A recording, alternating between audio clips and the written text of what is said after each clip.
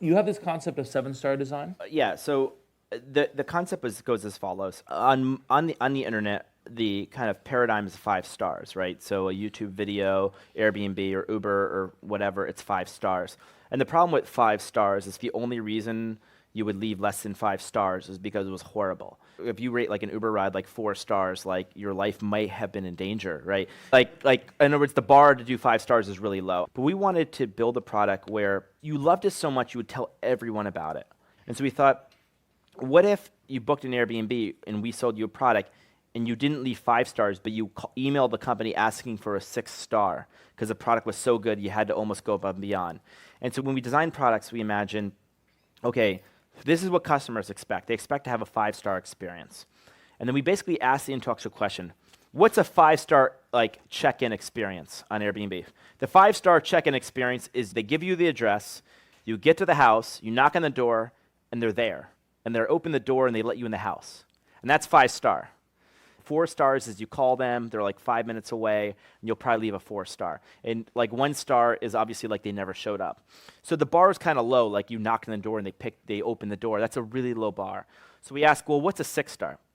Well, a 6 star is they probably pick you up at the airport. So what's a 7 star review? You can actually play, it's kind of fun.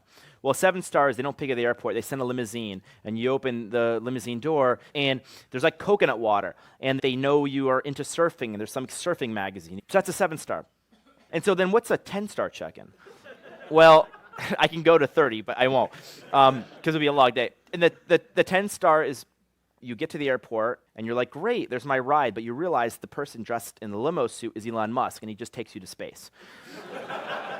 I've exaggerated to make a point. The whole point is that if what you need to do is just find 100 people to love you, then it's very easy to take for granted that the 5 star is what people expect. But to build something people love, you almost need to do something more than they expect. And so, like, every moment is an opportunity to do something slightly more than people expect.